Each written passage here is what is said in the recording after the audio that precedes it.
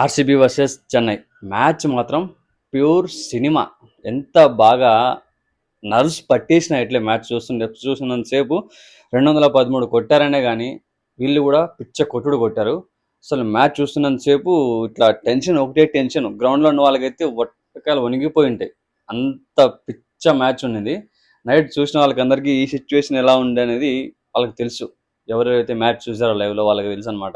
ఎంత భయం అయితే పుట్టిందో ఆర్సీబీ ఫ్యాన్స్కి కానీ సిఎస్కే ఫ్యాన్స్కి కానీ. దగ్గర దాకా వచ్చి సిఎస్కే ఓడిపోవడము, దగ్గర వరకు తీసుకొచ్చినందుకు ఆర్సీబీ ఫ్యాన్స్ వణికిపోవడము, ఆల్మోస్ట్ కొంచెం భయం అయితే క్రియేట్ అయిపోయింది. బట్ సిఎస్కేని బ్యాక్ టు బ్యాక్ ఒకటే సీజన్లో 2 మ్యాచ్లు ఓడించడం అనేది ఆఫ్టర్ 17 years ఇది కూడా first time. And face to face in చిన్నస్వామిలో 5 మ్యాచ్లు 2 గెలిచే సిఎస్కే 5, ఆర్సీబీ 5. అండ్ ఇది నిన్న ఆర్సీబీ 6 గెలిచేసింది. మొత్తం నిన్నటితో గెలవడంతో 6 మ్యాచ్లు గెలిచింది అనమాట. సో ఎక్కువ అయిపోయింది head to head matches. But Virat Kohli innings, ఎవరైతే స్ట్రైక్ రేట్ మెయింటైన్ చేయట్లేదు, సరిగ్గా ఆడట్లేదు అన్నారో వాళ్ళకి నిన్న ఆ మ్యాచ్ ఒక ఆడి చూపించడం, నిరూపించడం. ఇది ఆబ్వియస్లీ ఇది ఒక సైకిల్ అనమాట. ఎవరైతే తను ప్రశ్నిస్తారో వాళ్ళకి బ్యాట్తోనే సమాధానం చెప్తాడు విరాట్ కోహ్లీ. సో అదే జరిగింది. And strike rate last match చూశారు కదా, ఢిల్లీతో 47 బాల్కి 51 రన్స్ కొట్టి ఇదే మ్యాచ్లో 32 బాల్కి 62 కొట్టాడు. అది విరాట్ కోహ్లీ. ఎక్కడ ఎలా ఎప్పుడు ఏ సిచ్యువేషన్లో ఎలా బ్యాటింగ్ ఆడాలా, ఏ సిచ్యువేషన్లో మనం మూవ్మెంట్ తీసుకోవాలి, హిట్టింగ్ చేయాలి, లేకపోతే మెల్లగా ఆడాలి, దాన్ని బట్టి ఆడతాడు. అందుకే స్ట్రైక్ రేట్ ఒక్కోసారి ఉండకపోవచ్చు, ఒకసారి ఉండొచ్చు. ఎక్కువ కొడతాడు, లేకపోతే బాల్స్ ఎక్కువ ఆడి తక్కువ రన్స్ కొడతాడు. సో ఈ విధంగా మెయింటైన్ చేస్తాడు తప్ప తను ఏదో తక్కువ ఆడాలి, తనకు ఆట రాక కాదు, భయపడి కాదు. పెద్ద పెద్ద బౌలర్ని హిట్టింగ్ చేసినాడు, ఇది పెద్ద విషయం కాదుగా. మలింగా లాంటి బౌలర్ని హిట్ చేశాడు. నేను ఎంతమంది మన కెరీర్లో ఎంత టఫ్ బౌలింగ్ ఫేజ్ని ఎక్స్పీరియన్స్ చేశాడు, ఎంతమందిని ఎదుర్కొన్నాడు. వాళ్ళందరితో ఆడి ఇవాళ టాప్ పొజిషన్లో బెస్ట్ బ్యాట్స్మెన్గా నిలుచున్నాడంటే ఎంత ఎక్స్పీరియన్స్ ఉంటుంది, ఎట్లా ఆడగలడు ఆట. కొన్ని మ్యాచెస్ గుర్తుపెట్టుకోవాలి మనం. పాకిస్తాన్తో ఆడిన మ్యాచ్లు కూడా లాస్ట్ మూమెంట్లో మ్యాచ్ని తిప్పగలడు, ఫినిష్ చేయగలడు. సో నేను బై మిస్టేక్ అవుట్ అయిపోయాడు, ఫైన్. చెన్నై కూడా వణికిచ్చారనమాట. జడేజా కావచ్చు, మన మాత్రే కావచ్చు.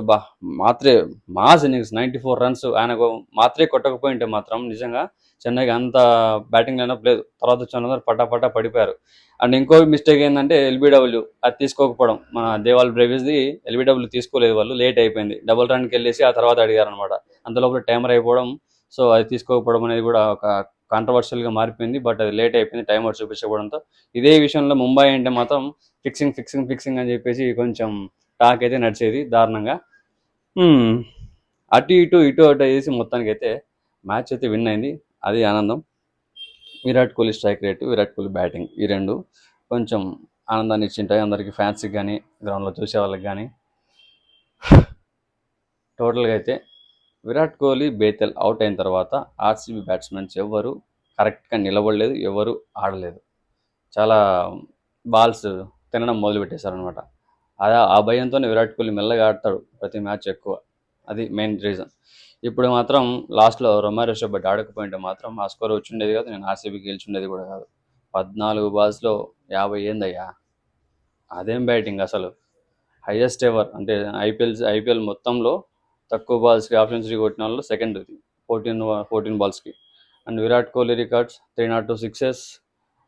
ఎవరైతే సిక్సెస్ కొట్టాడు అంటారో వాళ్ళకందరికీ ఒక సమాధానం. హైయెస్ట్ ఎవర్ సిక్సెస్ అనమాట.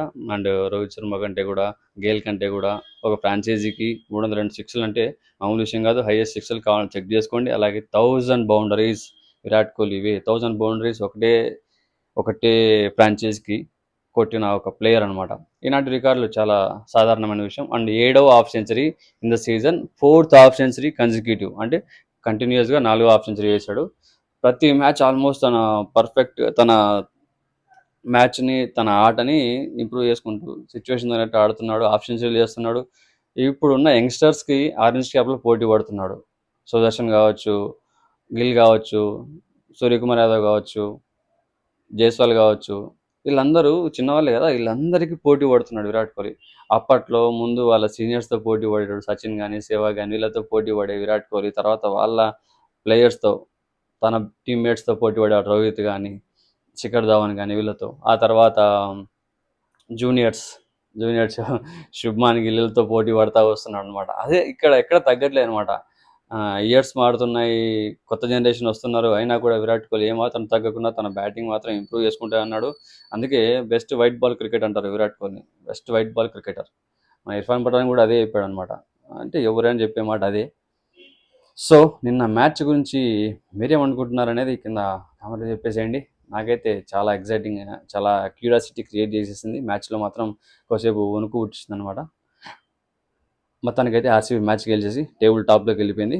అబ్బా సాయిరామ్ అనిపించింది నిజంగా. లేకపోతే నిన్న గెలవకపోయింటే కొంచెం కష్టమైండేది, టాప్ 2లో ఉండడానికి కొంచెం టఫ్ అయిండేది. ఎందుకంటే ఆల్రెడీ జీటీ 10 మ్యాచ్లు ఆడింది కాబట్టి ఇంకా 4 మ్యాచ్లు ఉండడానికి ఆప్షన్ ఉంది టాప్ పైకి వెళ్ళడానికి. ఇంకో 2 మ్యాచ్లు గెలిచినా పైకి వెళ్ళిపోతుంది. అండ్ ముంబై దూసుకొచ్చేసింది సర్రమని పైకి. ముంబైకి ఇంకా చాలా బాగా పుష్కలంగా ఛాన్సెస్ ఉన్నాయన్నమాట. నెట్ రేట్ చాలా బాగుంది. ఆర్సీబీకి నెట్ కొంచెం కావాలి. నెట్ రాకపోయినా మ్యాచ్ మాత్రం పక్కా గెలవాలి. అందుకే అలా అయితేనే టాప్ 2లో ఉంటుంది, లేకపోతే కొంచెం కష్టం అవుతుంది. సో గైస్, టాప్ 4 టీమ్స్ ఏమనుకుంటున్నారు మీరు కింద కామెంట్లో చెప్పేసండి. చూద్దాం.